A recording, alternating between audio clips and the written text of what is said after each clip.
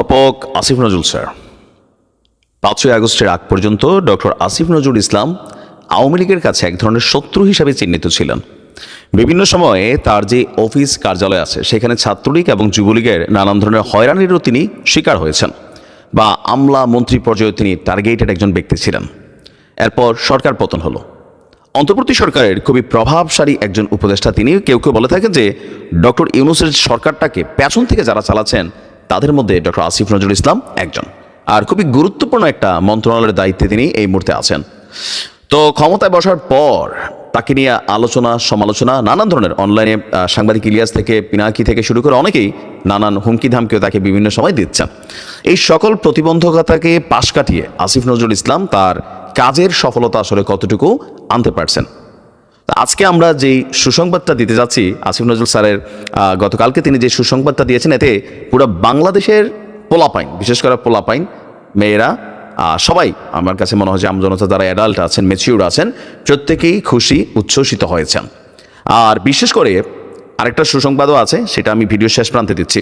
তো আচ্ছা, আইন বিচার এবং সংসদ বিষয়ক উপদেষ্টা ডক্টর আসিফ নজরুল বলছেন, এখন থেকে যুবতীরা বিয়ের ক্ষেত্রে সরকারি কোনো ট্যাক্স দিতে হবে না। এতদিন যাবৎ বিয়ের ক্ষেত্রে সরকারি যে ট্যাক্স নির্ধারিত ছিল সেটাকে প্রত্যাহার করা হয়েছে। আর এছাড়া কাবিননামায় কুমারী শব্দটা প্রত্যাহার করা হয়েছে। কুমারী প্রত্যাহার করে আপনার গতকালকে তিনি বলছেন যে দীর্ঘদিন ধরে আমরা কিছু শব্দ নিয়ে অনেক আপত্তি শুনেছি। বিয়ের কাবিননামায় এখন থেকে শুধুমাত্র অবিবাহিত এই শব্দটা থাকবে। এছাড়া বিয়ের ক্ষেত্রে যেই ট্যাক্স আপনার নির্ধারিত ছিল সেটাকেও সরকার আপনার সরিয়ে নিয়েছে। তো এর পাশাপাশি আমরা যদি দেখি আরেকটা বিষয় হচ্ছে আলেমদের দাবির মুখেও আরেকটা সিদ্ধান্ত এখানে আসছে, একাধিক বিয়ে যারা করতে চান তাদের জন্য সুসংবাদ, সেখানেও কর বাতিল করা হয়েছে। প্রথম স্ত্রী মারা যাওয়ার পর দ্বিতীয় বিয়ে অথবা প্রথম স্ত্রী থাকা অবস্থায় আরও একাধিক বিয়ে করলে বাংলাদেশের কিছু কিছু জায়গায়, আমরা বিশেষ করে ঢাকা এবং চট্টগ্রামে আপনার কর আরোপ করা হয়েছিল, সেইটাও বাতিল করে দিয়েছে সরকার। আসিফ নজরুল বলছেন যে বিবাহ সম্পাদনে আরোপিত যে করগুলো ছিল মন্ত্রণালয় এই অযৌক্তিক করগুলোকে বাতিল করেছে। তো আপনার আইন মন্ত্রণালয়ের কর্মকর্তারা বলছেন যে ঢাকার 2 city corporation, Chattogram city corporation এলাকায় মানুষের জন্য 2016 সালে একটা বিশেষ কর আরোপ করা হয়েছিল।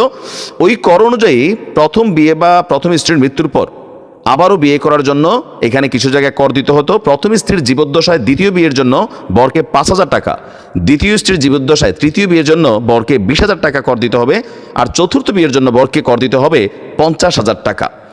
আর স্ত্রী মানসিক ভারসাম্যহীন বা সন্তানহীন হলে এই নিয়ম প্রযোজ্য হবে না। এরপরে 200 থেকে 500 টাকা ছিল। আর বিয়ের ট্যাক্সে অলরেডি এখানে সাইন করে দেওয়া হয়েছে।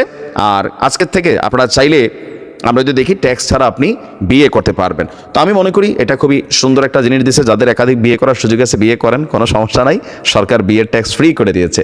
আর এতে আমি দেখছি যে সবাই বিষয়টাকে পজিটিভ নিয়েছে। অনেক আলেমদের দাবি ছিল যে বাংলাদেশে বিয়ের এই করটাকে প্রত্যাহার করে নেওয়া। তো আরেকটা সুসংবাদ যেটা বলছিলাম, ডিজিটাল নিরাপত্তা আইন, যে আইনে আমার মতন অনেক মানুষ সারা বাংলাদেশে একসময় বিপদে পড়ছিল। আমরা যখন আওয়ামী লীগ সরকারের সময় কথা বলতাম তখন আপনার হয়তো কি যে ডিবি, এসবি, মন্ত্রিপরিষদ থেকে বিভিন্ন চিঠি যেত লোকাল থানাগুলোতে, সেখানে নানান ধরনের হয়রানিমূলক কর্মকাণ্ড চলতো। কেন? অনলাইনে কেন আমরা কথা বলি। আর বাংলাদেশে থেকে যারা কথা বলতেন খুব সহজে বলতেন না, বললেই কিন্তু মামলা খাইতেন ডিজিটাল নিরাপত্তা আইনে। তো যারা মামলা খাইছেন এবং কি যারা অনলাইনে অফলাইনে যেখানে যে মামলা খাইছেন তাদের জন্য খুশি সংবাদটা হচ্ছে ডক্টর আসিফ নজরুল বলছেন যে এটার ব্যাপারে সিদ্ধান্ত হয়েছে সারা বাংলাদেশে এই যে রাজনৈতিক যে মামলাগুলো, ফ্রিডম অফ স্পিচ বা আমরা বিভিন্ন বক্তব্যের জন্য যারা যেখানে ঝামেলায় ছিল, আগামী ফেব্রুয়ারি মাসের মধ্যে সকল মামলা প্রত্যাহার করে নেওয়া হবে। আমি মনে করি এটা খুবই সুন্দর একটা সিদ্ধান্ত হয়েছে। ইভেন ডিজিটাল নিরাপত্তা আইনে বেশ কিছু পরিবর্তন আনা হচ্ছে। আমরা চাই এই সরকার অন্তত বাকস্বাধীনতার জায়গাটাকে মেকশিওর করুক। তবে বাকস্বাধীনতার নামে কাউকে গালাগালি করা, কারো গোষ্ঠী উদ্ধার করা, কারো চরিত্র হনন করা, এটারও আবার আসলে সুযোগ নেই, কারণ আমরা সুযোগ পাইলে এটার অপব্যবহারই করি। তো যাই হোক, ধন্যবাদ আসিফ নজরুল স্যারকে।